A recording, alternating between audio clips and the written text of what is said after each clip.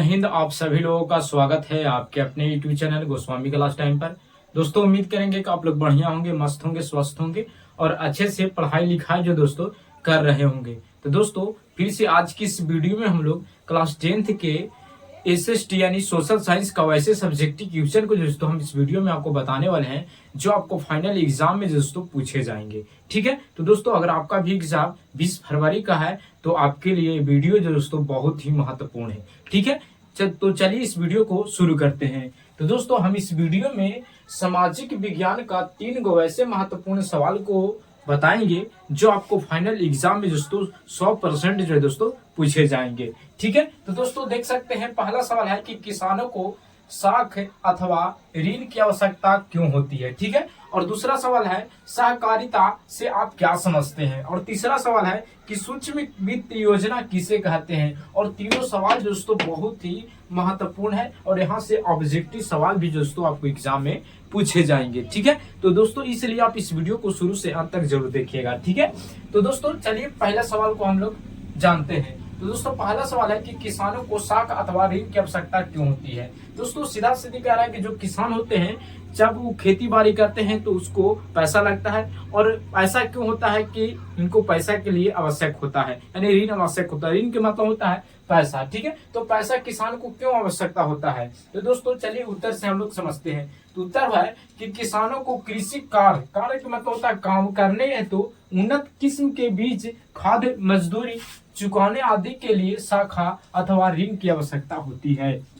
दोस्तों ऋण के मतलब होता है पैसा। ठीक है, और शाखा का मतलब ही पैसा होता है, यानी पैसा और शाखा की आवश्यकता जो है दोस्तों किसान को क्यों होता है। तो इसलिए होता है क्योंकि वो महंगा महंगा उन्नत बीज के जो दोस्तों बीज मंगाते हैं, खाद डालते हैं, यूरिया, ये सब बेगरा मजदूरी लगता है। तो इसीलिए दोस्तों ये सब को पूर्ति करने के लिए दोस्तों किसान को ऋण की आवश्यकता होती है। तो अगर आपको एग्जाम में पूछ देंगे कि किसानों को शाखा अथवा ऋण की आवश्यकता क्यों होती है, तो उत्तर लिख दीजिएगा किसानों को कृषि कार्य करने हेतु उन्नत किस्म के बीज, खाद, मजदूरी चुकाने आदि के लिए शाखा अवस्था अथवा ऋण की आवश्यकता होती है। तो दोस्तों उम्मीद करेंगे कि आपको पहला सवाल समझ में आ गया होगा। ठीक है, तो दोस्तों दूसरा सवाल है कि सहकारिता से आप क्या समझते हैं। ठीक है, और दोस्तों इसका ये जो सवाल है सहकारिता, ये आपको एग्जाम में पूछे जाते हैं। ठीक है, तो अगर आपको से पूछ देंगे कि सहकारिता से आप क्या समझते हैं, तो आप उत्तर लिखेगा कि सहकारिता का शाब्दिक अर्थ होता है मिलजुल कर काम करना।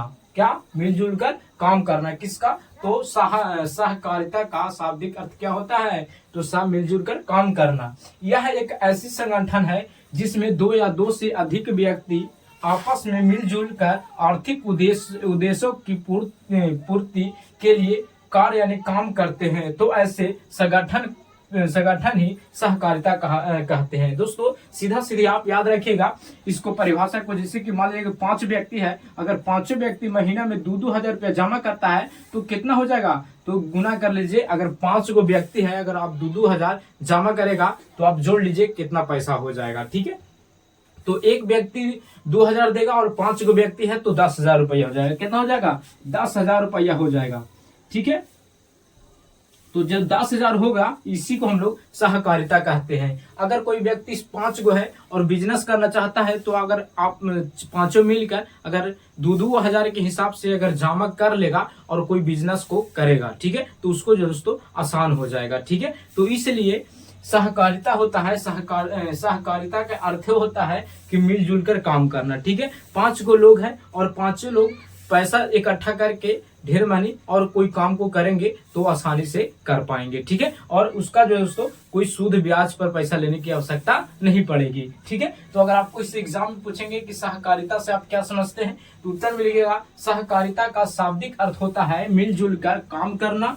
यह एक ऐसा संगठन है जिसमें 2 या 2 से अधिक व्यक्ति आपस में मिलजुल कर आर्थिक उद्देश्यों की पूर्ति के लिए कार्य करते हैं। यानी पैसे की पूर्ति के लिए जो पैसा नहीं होता है, सूद ब्याज पर जो पैसा लिया जाता है कि 10% के ब्याज पर, तो वैसा नहीं होगा। ठीक है, अपने में सब मिलकर एक जगह पैसा जमा करके कोई भी काम को कर सकते हैं। ठीक है, तो ऐसे संगठन के ही सहकारिता कहते हैं। ठीक है, तो दोस्तों उम्मीद करेंगे कि आपको दूसरा सवाल जो है दोस्तों अच्छे तरीका से समझ में आ गया होगा।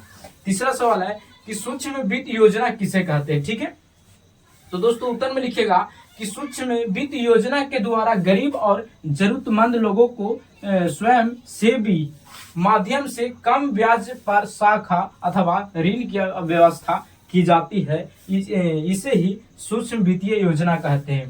दोस्तों सीधा सीधी याद रखिएगा, और यहाँ से ऑब्जेक्टिव आपको से पूछे जाएंगे एग्जाम में कि सूक्ष्म वित्त योजना किसे कहते हैं। तो दोस्तों सूक्ष्म वित्त योजना के मतलब होता है कि जो गरीब व्यक्ति होते हैं और जिसको जरूरतमंद होता है उन लोगों को दोस्तों स्वयं सेवी के माध्यम से उसको कम ब्याज पर, जैसे कि अगर 10% के ब्याज पर चल रहा है तो आपको दोस्तों 2% के ब्याज पर जो है मिल जाएगा। ठीक है, जैसे कि अभी फिलहाल देखा जा रहा है तो फाइनेंस के आप लोग नाम सुने होंगे, जैसे चेतावनी हो गया, स्वतंत्रता हो गया, ये सब जो दोस्तों फाइनेंस है एक कम ब्याज पर दोस्तों आपको दोस्तों पैसा दे देगा यानी ऋण दे देगा। ठीक है, तो उसी को हम लोग क्या बोलेंगे, तो सूक्ष्म वित्तीय योजना बोलेंगे। ठीक है, तो अगर आपसे पूछते हैं कि सूक्ष्म वित्तीय योजना किसे कहते हैं, तो सूक्ष्म वित्तीय योजना के द्वारा गरीब और जरूरतमंद लोगों को स्वयं सेवी के माध्यम से कम ब्याज पर शाखा अथवा ऋण की व्यवस्था की जाती है,